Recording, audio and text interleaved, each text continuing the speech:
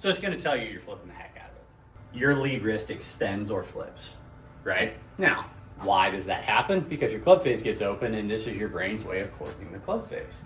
And that's why you see yourself kind of hit pulls, but also when you extend, that lifts the club up off the ground and has a tendency to create thin shots. So you blade shots.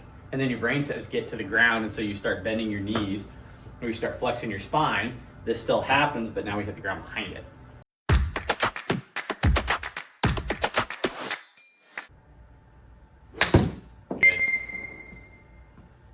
Good. Your club face is already open. Yeah. You end up with a lot of roll. Right. So now you get to the top of your backswing.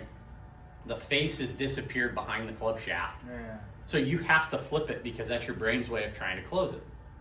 It's so open. Right? And your path here is better because you actually are turning your body. Yeah. Right? But yeah, your club face is wide open coming down, and then you have to flip it at the bottom to try and save it. So 5 shots, then HackMotion will tell us what's going on. Sorry. Better contact. 66.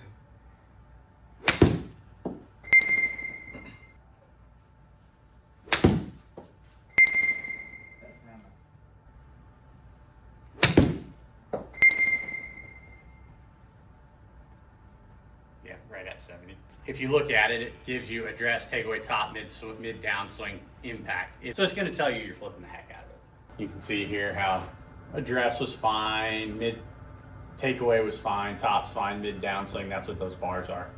So it's measuring on that shot specifically, your lead wrist extends or flips, right? Now, why does that happen? Because your club face gets open and this is your brain's way of closing the club face. If I look back at shot 4, it was in massive extension at the top and it was extended in the backswing. Shot 5 itself was actually better, and that was the one that went the straightest. Why? Because the face was more shut. Your wrist bends and your grip have to match one another, otherwise it doesn't matter what you do, right? Now, in the backswing takeaway, you need to feel like this is pointed. I want that to point downward about 40 degrees, okay? Right, I'm being straight. So now when you get to the top, notice how in the camera I can see the club face up here? That's what I want. Correct side of the shaft. Absolutely. So now in the downswing, how do we not hit it left from here? Well, we swing from the inside. We don't let the club face get on this side of the hands and face the ground. You have to feel like the club head stays on the right side, and notice here in the follow through how this face actually points slightly up. Yeah. That's death. The release is, most of the time, you're trying to release it, you're trying to square the club face and it's going this way. So what happens is it goes lateral, right? You're trying to close the club face, but you're turning your 54 degree wedge into a 65 degree wedge. You're turning your 7-iron into a pitching wedge. Right? So go to shoulder high in the follow through. Oh, there.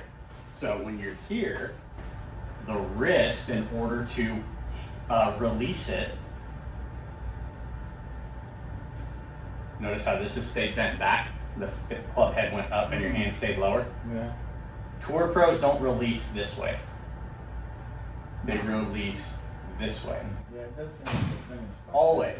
The shaft, the feeling for you is the shaft for a tour pro gets very straight up and down. They release vertically. The face is already closed. I'm not adding to it. You can do this with a driver a little bit, but preferably not much. But you get to this position, you hinge it upwards. So your release goes up as my right wrist stays bent back and my left wrist is going to stay not Dustin Johnson, right? It's going to unload a little bit, but I'm not telling you to try and do this and put your right wrist in that position. This is death. That's the scoop move. That leads to thin shots. That leads to high pulls that don't go anywhere. You have to get to that position.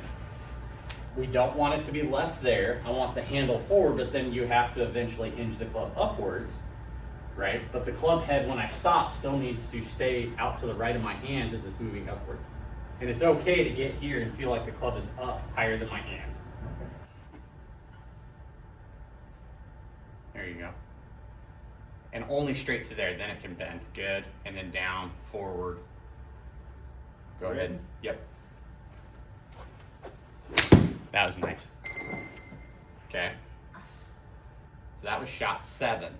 So notice, yes, we were still cupped, but that was one of your better ones because you actually got the impact almost neutral. And when we look at it on the camera, take a look. Here's your backswing. So you still rolled it. Oh yeah, you still rolled it open. Dang. You didn't roll it open as much, so of course you had to get down here and flip it a little bit still. Now your follow through was better, right? It felt strange. Oh, the follow through was a lot different. The backswing though, your rehearsal's good. Your backswing, however, is still rolling the face open. So this is where HackMotion comes in handy, because what I can force you to do, we're gonna actually do this, and I'm gonna put you in a focus. So for now, we're gonna do this in 2 pieces. Okay, all the way to the top. Good, go. Nice. Now all of a sudden though, notice how the ball is starting straighter. Yeah. It's not starting left. Well, why would that be? Because when the club head is actually behind your hands at impact, the path is traveling slightly more inside out than it is when you flip it. As soon as you get this overtaking ready, right, this flips the path up and to the left, so it creates an out to in move. Well, that path was 4.1 degrees inside out. For now, I wouldn't worry about trying to release this up right now. I would just try to make sure that you're forward at impact and kind of create a little bit of a handle dragging, but we have to get there first and then teach you how to release the wrist. So slow. Okay, good. Nice. Your launch angle's coming out a little bit lower, which tells me that the loft is better. You're 3.7 degrees now. So face down. So I'm gonna record this so you're gonna hear it, but you're not gonna see the graphs. So slow, backswing, face down. Yep. Nice. Don't go fast. I went over the top. You did. As soon as you add speed, you revert back. Now, this is still better because look, that's the club face at the top. Okay, that's better. Your wrist is flatter. Your depth is good. Here's the downswing. And then I went, You did not go over the top. huh. So slow, do this in 2 pieces. Okay, so make your backswing, takeaway, right there. Nope, do it again.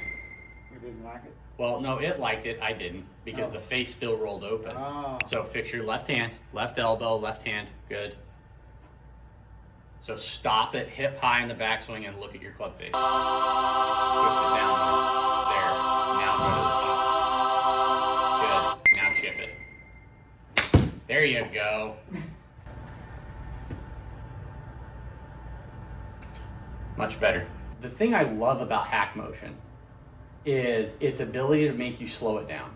For you, you've got to be disciplined enough to stop here and look at the club face, and if it's not right, then you need to do it again. And when you get to hip high, your club face needs to be at the ground. Not 90 degrees, but at least like 40 degrees down. You can swing to the top and make sure that where's the face? Is it pointed away from me or can I see it? Yeah. This is bad. We have different feels based off of what our miss is. And that's why understanding what the ball is doing is the most important. We can't make that change without understanding what it is it needs to be.